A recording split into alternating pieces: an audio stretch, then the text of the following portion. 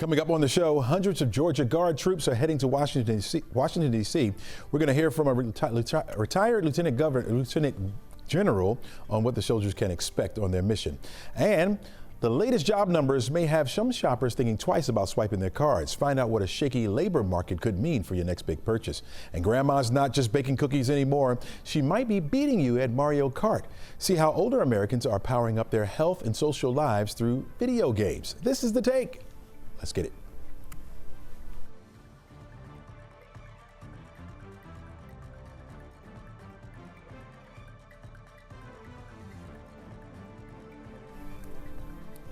Hello and welcome. I'm Chesley McNeil, and this is The Take, where we go above and beyond the headlines and we look at the why and how stories are impacting you and your community. We invite the experts in to give their take on today's top stories, and we try to have just a little bit of fun as well. Let's start you off with this. Emory University is shutting down their diversity, equality, and inclusion, or DEI programs, citing new federal mandates under the Trump administration.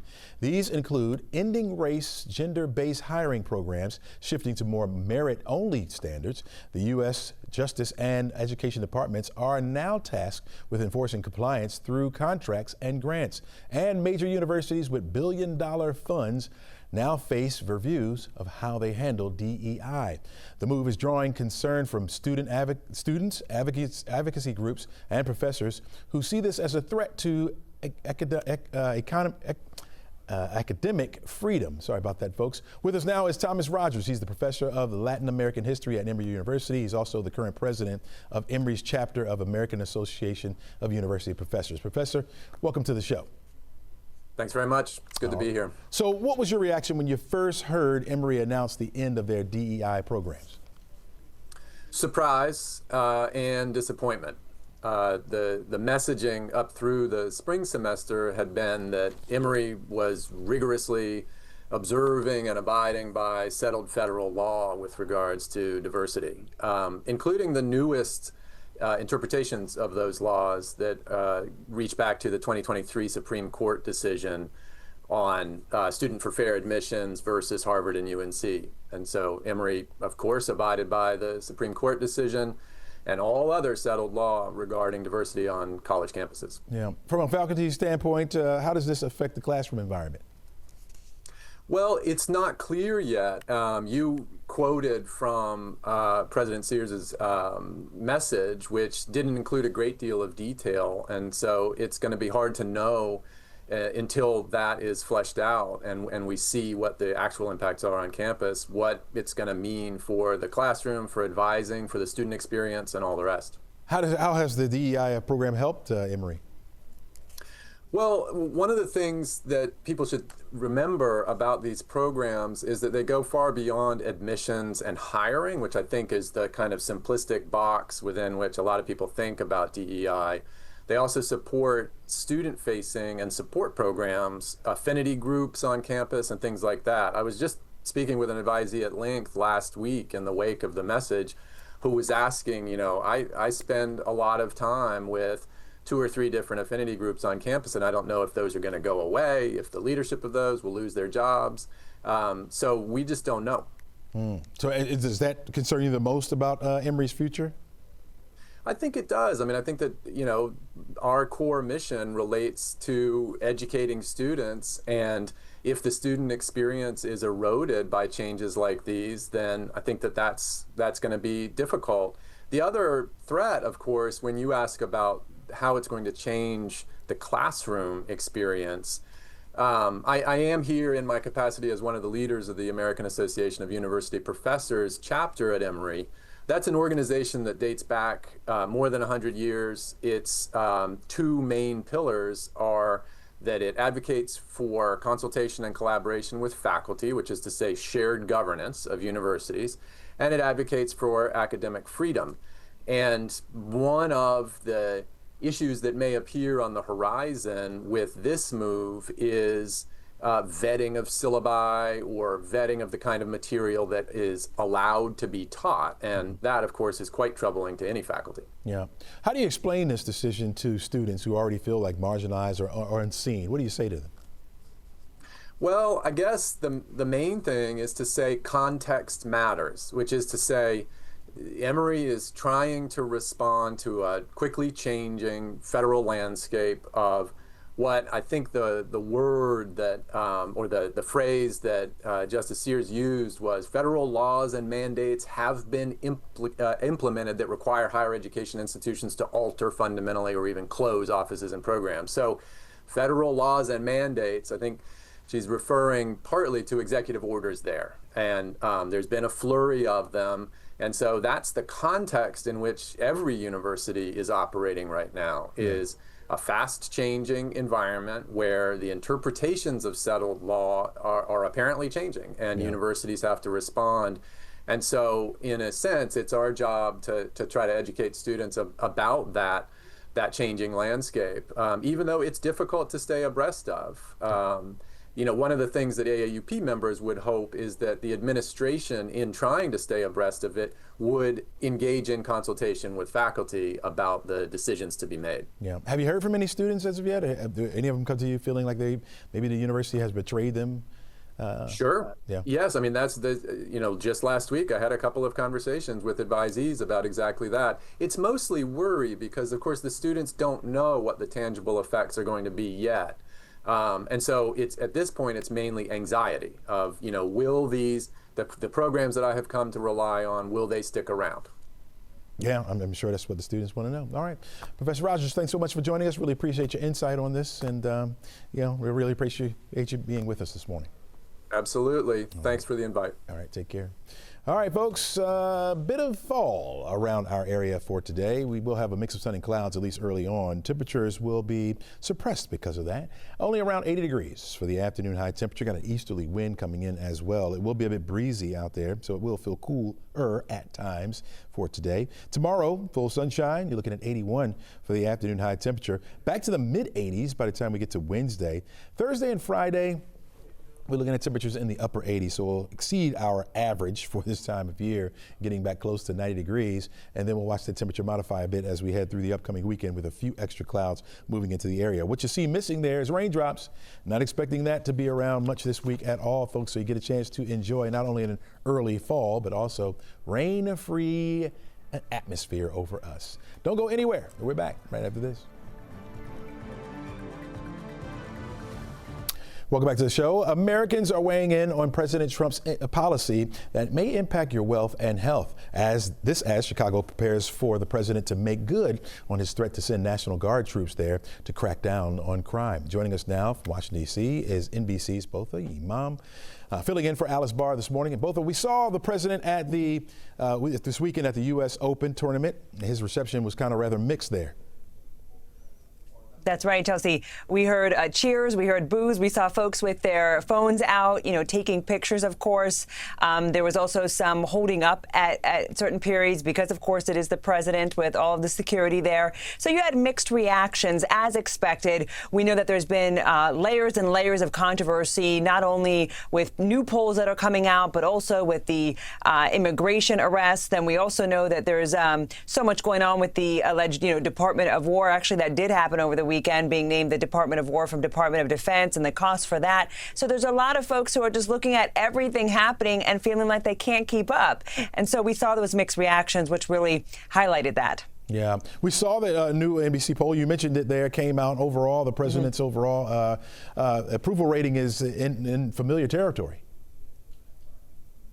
Right. Well, it's at 43% amid threats to go to war with Chicago over a crime crackdown. And despite, I want to point out, a social media post that happened on Saturday where the president appeared to threaten war on Chicago, by Sunday, he apparently walked that back. So there's the back and forth that, again, probably caused some of that mixed reaction that I was just talking about.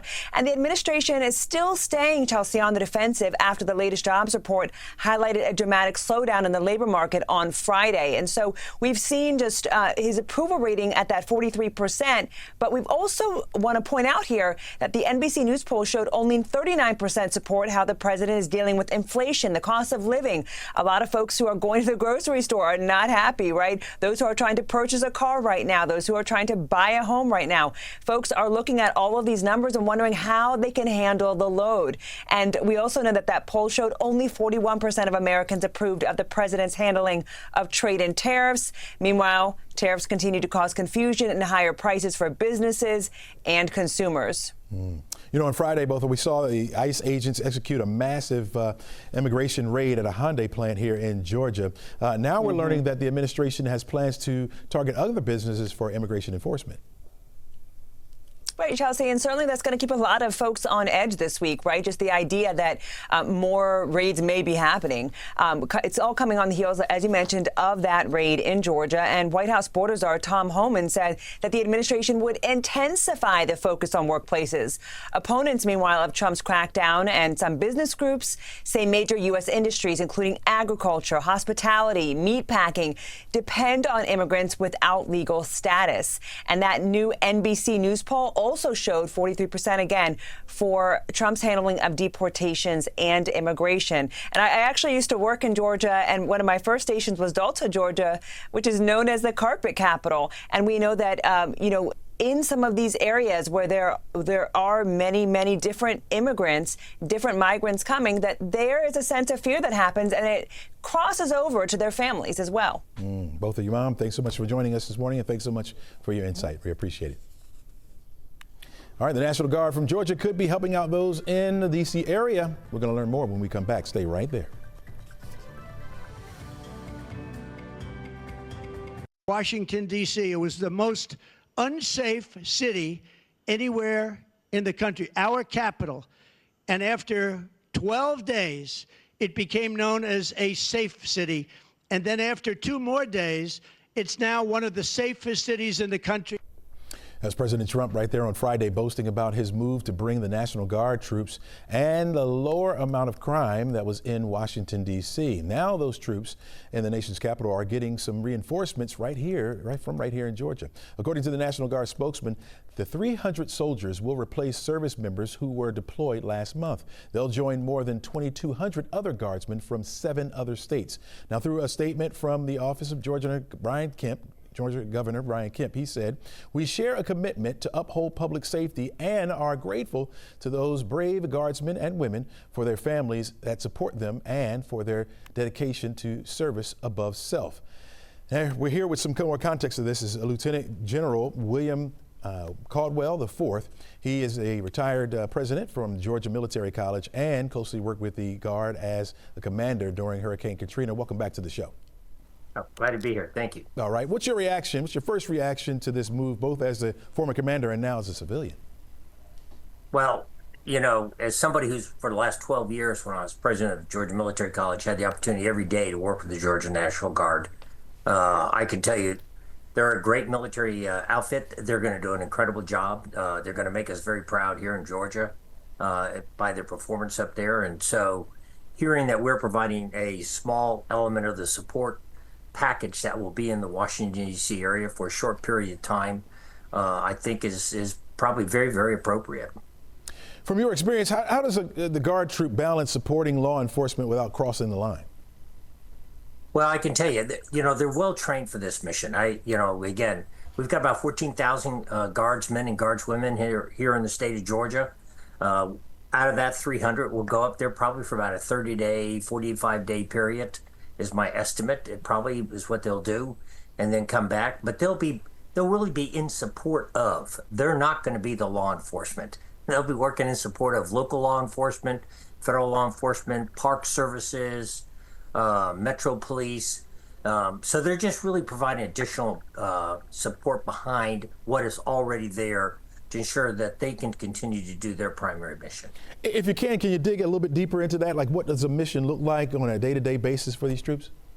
Yeah, you know, again, from having been in, you know, in many domestic support missions in the United States while I was on active duty, and working very closely with the National Guard in those periods, they're going to predominantly be a presence patrol. They're going to be there providing additional visual presence so that when people are wondering, have the law enforcement efforts been beefed up, they'll look around, they'll see these National Guardsmen, women out there, and they'll recognize and realize that, yes, there is something else there. And then they're the ones who can immediately report to the local law enforcement and federal law enforcement and say, hey, we've spotted this or we've seen that. Why don't you react to it? So there are additional set of eyes and ears to really enhance and add to what's already present there. Yeah, you were the commanding general for the 82nd Airborne Division, overseeing the disaster relief that happened during Hurricane Katrina. In your opinion, do you think the guards are being used in the best possible way here? I do, when you look at the amount that they're using and the time period that they'll use them for. I think it's a wonderful mission.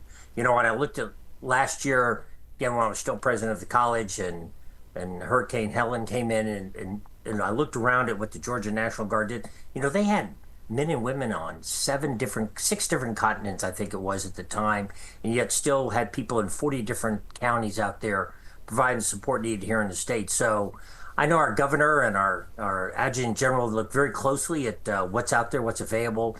They're very, very conscious of the impact it has on those men and women and their families and the businesses that they run or work for, so that it doesn't severely degrade them either. So I think this is very prudent, because if we here in Georgia ever need some additional outside assistance and support from other National Guard units, we have set a precedent saying we were willing to help at a time of need. Now we would ask that you come back and help us should there ever be that kind of situation. I pray there's not, but if there ever should be. Yeah. If you were still in command, right, what would be your biggest concern about putting your troops in a mission like the one up in D.C.? It'd be just like it was when I went into Katrina. As we told the paratroopers when we got ready to go into Katrina, you're there to help Americans. You're not there to be the law enforcement. Yeah. You're there to help Americans. And so, and I'm sure the Georgia National Guard is being told the exact same thing.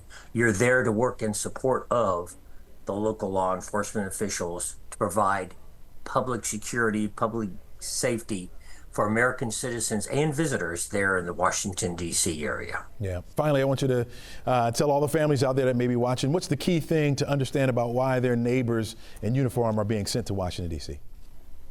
Well, it's a reciprocal type thing that we start to set up. You know, when I went into Hurricane Katrina, I probably had 21 National Guard units working side by side with us from different states, 21 different states that were down there at a time of great need in the state of Louisiana.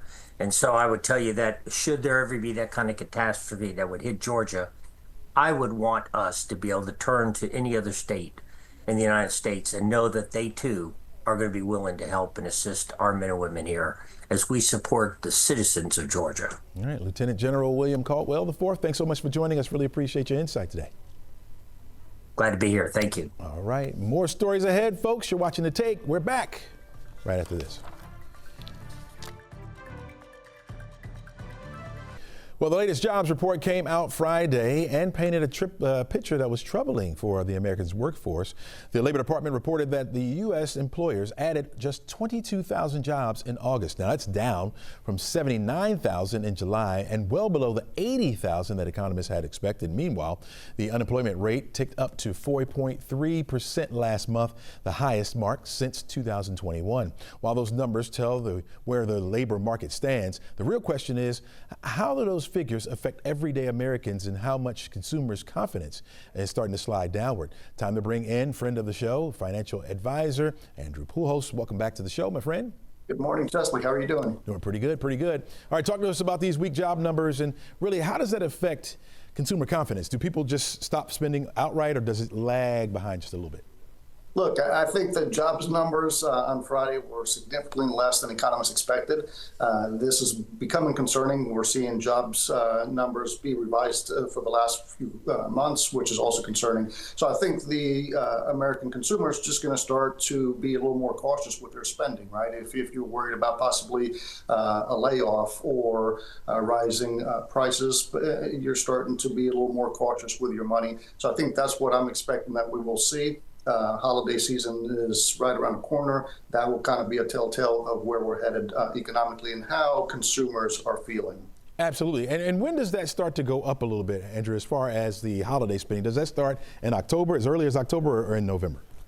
Look, I think we'll probably start seeing some in late October, but as we get into November, we'll have to see, online stores, retailers, what kind of promotions they're running. Are they going to all wait and sort of kind of push the consumer towards Black Friday, or are they going to be stepping up with more promotions and drive the consumer out a little bit earlier? But overall, I'm just curious to see, what's going to happen with that month of November and, of course, December as we get deeper into the holiday season. If consumers just are not spending as much this year as they have in the past year or two, that's going to be a warning sign what sentiment is like and what the future might hold moving into 2026. Yeah, Andrew, we always hear that consumer spending drives about 70% of the economy. So if shoppers get nervous, how quickly can that slow everything down? I mean, look, it can slow things very quickly, Chesley. If consumers are cautious and begin to get worried and they cut back, I mean, we're going into holiday season. Or will it go bigger?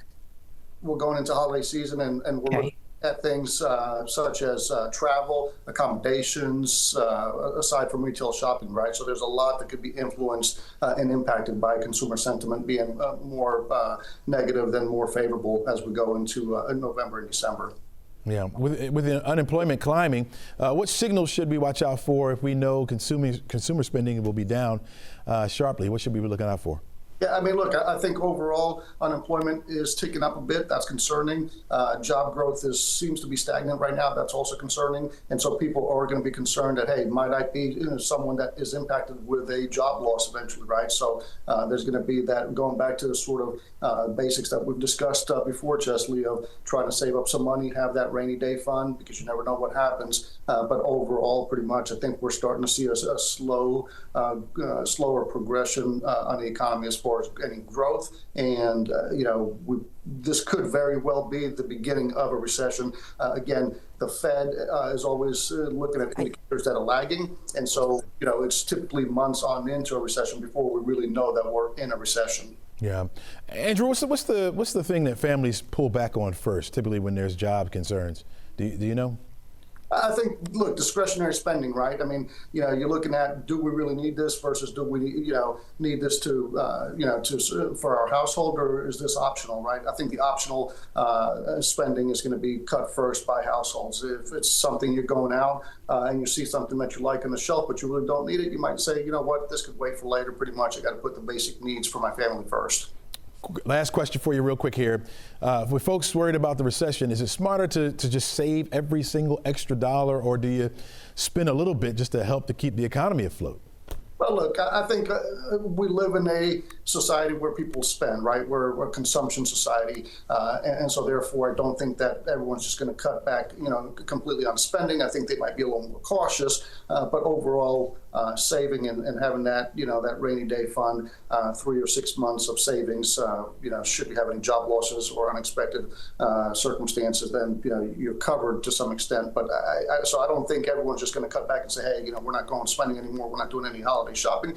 Some families may just not spend as much. You might lower that budget by 40 or 50%, for example, versus going and spending what you spent years previously. Yeah, Andrew Pujols, thanks so much for joining us. Really appreciate all that insight and that good financial tips. And you look good as usual. We'll see you soon. All right, take care. Coming up on the show, we're going to hear from an organization helping kids with cancer. And right after the break, we're going to see if we can help you claim some free cash along with some lemonade on the side. Stay tuned for that.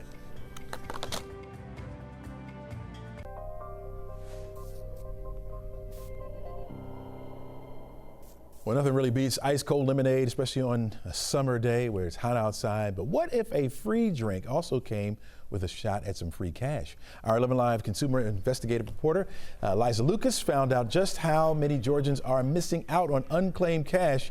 And she set up a pretty sweet surprise in Piedmont Park. Liza, you set up a lemonade stand for folks to find out if they ultimately was missing out on some money.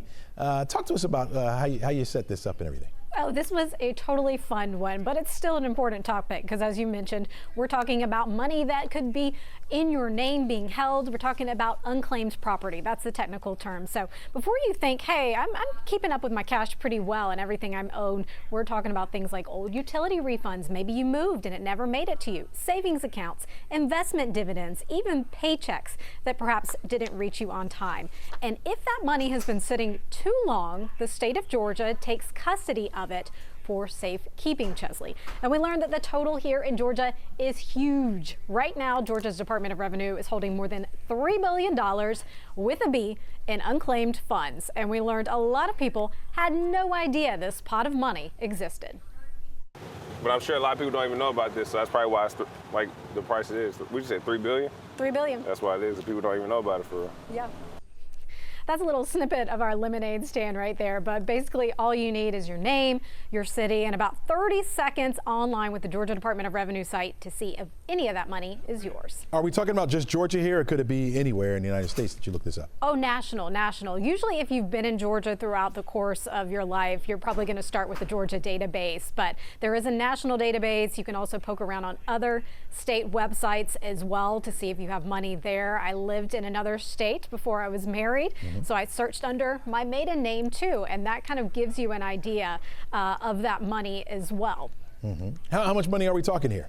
Okay, so when you first do that search, Chesley, I don't want you to be disappointed because it splits it up. Once you do your name, city, and you find out you have something, it's just going to show you on the initial search if it's under 50 or over 50. From there, you're going to have to do a little bit more work. You're going to have to file some documentation to find out the full amount. But we spoke with about a dozen people during the course of our lemonade stand day, and some people only found a few bucks, but others, one guy actually I followed up with later, he was able to claim more than $1,000. Wow. His mom found some money too, and he started spreading the word a little bit. So that money is definitely out there waiting to be had. Again, $3 billion. So if it's under 50 bucks, it could be as low as 30 bucks, but if it's over 50, it could be 56 or even more. Right, exactly. But that $30, hey, right now in today's economy, that still could be a tank of gas and help you out. So I've got some money that I'm going to be claiming as well. And there is a good likelihood that you have money waiting. Experts say about 1 in 7 people have unclaimed funds, unclaimed property. And even if you don't have any right now, this money is turned over kind of on an annual basis, depending on what it is. So it's worth going back and checking later, or checking with family members. Make sure they are searching too, because maybe they searched 2 years ago, had nothing. There could very well be something there right now. Where's this money coming from, Liza? Different resources, different places. The gentleman that found more than $1,000, he had some money owed from a student loan back in the day that had just kind of lost him as he moved around. And again, they give a certain amount of time for the sources to find the lost owners, and then after a period of time, it's held over to the states for safekeeping. So it can be a variety of sources. I think those investment dividends, insurance premiums, sometimes maybe you had a little insurance return. I know that was my case too. I had a little money left over. My husband did as well. So a lot of different sources. Definitely want to start with that search and see, and it will give you an idea on that initial search where that money might be coming from. Yeah, the state doesn't need that money. We need that money. Thanks a lot, Liza. Definitely. Appreciate Search, that. Chesley. Oh, absolutely. I'm going to be doing it. All right, if there's a story that you want Liza to investigate, all you have to do is call her at 404-873-9111 or email her at investigates@11alive.com. Good story there. All right, childhood cancer takes a devastating toll, and yet less than 4% of federal cancer research dollars go toward cures for kids. That's where Atlanta's Raleigh Foundation steps in, funding cutting edge research and standing with families through their fight for their lives. Joining us now with more on this mission is Dean Crow, founder and CEO of Raleigh Foundation. Dean, welcome to the show. Thank you. Thanks for having me. There are people out there that may not realize how common childhood cancers are. Explain that to us real quick. So every day in America, like really picture a classroom of kids laughing and playing, and now picture the classroom next door of kids laughing and playing. Every day in America, that's two classrooms of children, and that's about 47 kids. And every day in America, 47 families hear the devastating news that their child has cancer. So it's more common than you think. And childhood cancer also is the #1 disease killer of kids in America. So we really need to have better research, and we need to have answers for these doctors when these families look at these doctors and say, what are you going to do to make my baby better? That's why Rally exists. So these doctors will have great answers for these families and how we're going to be able to save their children. Yeah. Families describe this journey as very overwhelming, as we can probably imagine. But what are some of the toughest realities that parents face when a child is diagnosed? So when a child is diagnosed with cancer, I mean, your world turns upside down. A lot of times if you have two parents working, one actually has to quit their job to be able to take care of the child that's sick. Also, these children are young, and so there's other siblings in the family that have to be taken care of. You all of a sudden have to become an expert on childhood cancer, on specifically what your child has. You have to go to so many doctor's appointments. You're in the hospital. And then on top of that, there's this huge financial toll because you don't really plan for your child to have cancer or for something to be this expensive. So there's just a lot of different things that are happening. And then the child a lot of times is in school, so they need to continue their education. So there is a lot that these families go through, not to mention, you know, daily life that has to continue for them and the rest of their family. Yep. And then here comes Rally Foundation. Talk to us how you help these families out. Here we come. So, well, really, and just thank you. I do want to call out that September is Childhood Cancer Awareness Month, so this is a great time for people to be aware and then move to action. Not only do we fund research, we also provide meals for the families in the hospital, so we can always use help with our Rally Good Meal program. And if you think about it, when a child's in the hospital, the child gets, you know, fed from the hospital, but the families don't. And that is a huge financial toll and burden on the families to have to buy every meal when their child is in the hospital. So we have the Rally Good Meal program where we help to stock the pantry at the hospital, and then we also go and we serve meals once a week in the hospital, actually, to the families. Also, there's that huge financial toll, and they still have to pay their house payment, their car bill, their insurance. They also have to do a cell phone bill. So we have a family emergency fund where we help families with these bills. We pay the bills directly to the vendor, but we always can use donations to help with the Rally Good Meal program and also to help with our family emergency fund. Yeah, you've seen both the heartbreaks and the breakthroughs. What keeps you doing this, right? What keeps you helping out? Yes, thank you for asking that. I mean, absolutely, I would say two things inspire us more than anything. One is when a child rings that bell, and you ring the bell at the end of the treatment, and then they go on and they live like a just very full, vibrant life. We have kids, you know, we're about to celebrate our 20th anniversary here at Rally, and we have given away $40.5 million funding research here in Atlanta and then across the country and actually worldwide. And when you see one of your kids ring a bell, and you know that they were on a Rally-funded clinical trial or some research that we helped, and then now they have graduated college, and then they've gone on to get married, and they have kids of their own. That is so inspiring and gets us so excited to, you know, and motivates us. But then on the flip side of that, you know, Chelsea, it's when a child dies, and it's so devastating, and you go to yet another celebration of life for a child, which is just wrong. That inspires you because you know there's so much more work that needs to be done. Gotcha. And that's what we do. We just keep pressing forward. We know every family would give up, you know, all the bells and whistles of having childhood cancer, if you will, if there was just a cure. So that then all those stories could be like the first one I told you, where they do get to experience, you know, going to elementary school, going to middle school, graduating from high school, college, you know, have children, get married, have a career. So that's our goal, is to see these kids grow up. When a child dies from cancer, on average, 70 years of life are lost. And that's really difficult because I always just think when a child passes away, what would have they contributed to society? And what are we missing out on because we aren't able to save these children? Dean, so we're out Rally of time. exists I'm so going to we have to can save wrap you more up children. right now. But, and September's a great time for people to get involved because it's Childhood Cancer Awareness Month. And I always say, you know, it's great to raise awareness, but if we don't move people to action, then it doesn't really help us. All right. So we would love for people to get involved and help move the needle for kids fighting cancer. Gotcha. Dean, thanks so much for joining us. Thanks so much for your insight, and thank you for what you do for our community. Really appreciate it. Thank you. All right, thanks for being a part of our cause. We really appreciate it. No problem. All right, we're back right after this. Welcome back to the show. The United States could be forced to refund about half of its tariffs if the Supreme Court rules against President Trump. CNN's Maribel Aber joins us now from the NASDAQ market site in New York. Maribel, a harsh prediction coming from the nation's Treasury Secretary. Good morning, Chesley. That's right. Treasury Secretary Scott Bessent said on Meet the Press Sunday that he's confident President Trump's tariffs plan will win at the Supreme Court, but he also warned that if the justices rule against it, the U.S. may have to make a massive refund. So last month, a U.S. appeals court ruled that most of Trump's import tariffs from other countries are legal. Now his administration is asking the Supreme Court for an expedited decision to overturn that finding. Now, normally justices could take as long as next summer to issue a decision, but Bessent says waiting that long could result in the U.S. having to refund part of potentially a $1 trillion in tariff revenue, Chesley. Wow, it's a lot. All right, we see that Ford's EVs are practically flying out the doors, right, as buyers try to race against Uncle Sam's $7,500 deal disappears.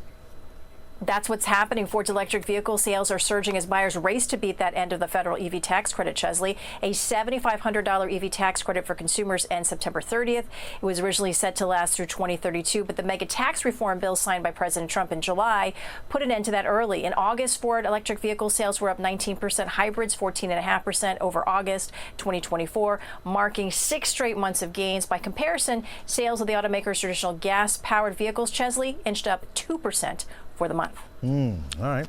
We got midnight plans for Swifties. About to get a glow up. How's Target helping out with this? Okay, well, the chain announced it will host midnight openings on Friday, October 3rd, so fans can get their hands on T Swift's newest album, The Life of a Showgirl. 500 stores about nationwide are expected to participate, with locations listed on the company's website. The retailer will carry 3 exclusive CD editions of the album as part of its longtime partnership with the pop star. They're hoping the sale will mirror the huge crowds that turned out last November when they sold an exclusive vinyl edition of Swift's The Tortured Poets Department the day after Thanksgiving. So that sale included an exclusive Eras tour book, with most Target stores selling out of the items immediately. If you'd rather stay home and shop in your jammies, you can wait and order all of the Showgirl album editions and other merch items on Target's website. Chesley, Swifties love a midnight era, but the biggest winners, Jason Kelsey's kids, they've got the biggest flex. They can say, that's my Aunt Taylor. That's right. That's absolutely right. Are you a Swiftie at all? I am. I'm not that deep, but I do enjoy your music. Okay. All right. So I won't say anything else. I'll leave it right there. I don't want to get beat up. Thanks a lot, Maribel. Really appreciate it. You got it. All right. You may be surprised who's playing video games these days. More on that when we return. Stay right there. Well, who says video games are just for kids? A new study shows grandma and grandpa are logging in right alongside their grandkids and reaping some surprising health and social benefits along the way. New research from the Entertainment Software Association found that more than a quarter of the 200 million plus U.S. gamers are now at or above the age of 50. That's way up from 9% back in 1999.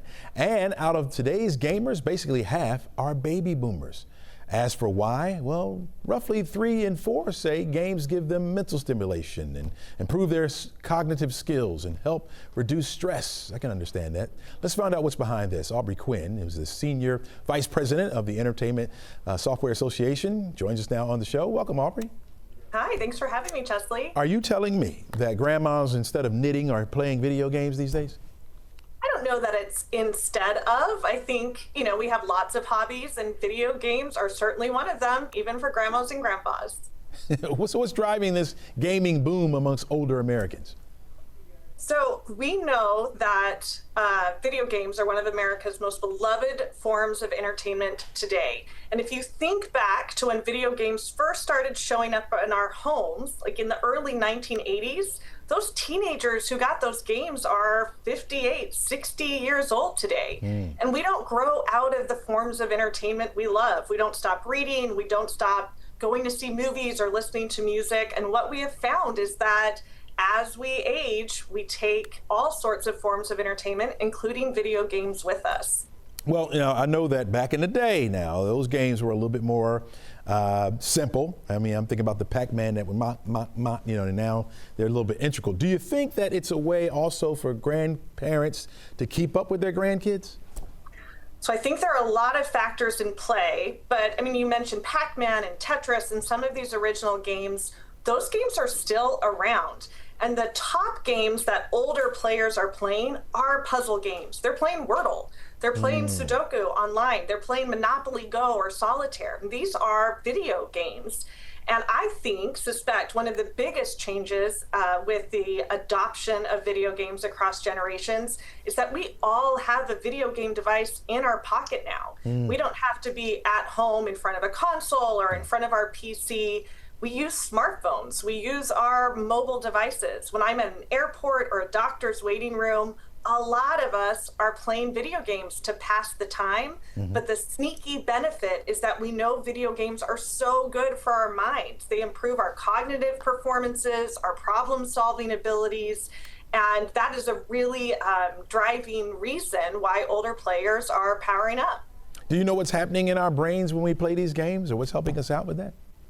Well, so I think if you look at the research, it requires attention. It requires stimulation. You're making choices. We've seen with young players, our kids who are playing video games, that it helps them learn resilience. You lose, you have to start over, you learn new strategies, you're engaging your brain. We've seen that the research shows that there's a huge difference between passive screen time, where you're just consuming, versus active screen time where you're engaged. And I think our older players, they say they play their games to keep their mind sharp. Yeah. They also play to have fun and pass time, but the silent generation, boomers, Gen X, they're playing a lot of the time because it's keeping their brain sharp. They like the exercise for their minds. Yeah. There's also a social aspect of this as well, right? They're meeting new friends. That's so important, yes. We have seen, and actually the U.S. General Surgeon has called out the loneliness epidemic, especially for older Americans. You're isolated, you're getting out less. Unfortunately, our friends begin to pass away, our family begins to pass away. Multiplayer games have enormous mental health benefits for older players, for all players really, but older players especially. It shows up in the research that if they're playing games with other people, they feel engaged, they're having conversations. And we love that it allows multi-generational, cross-generational play.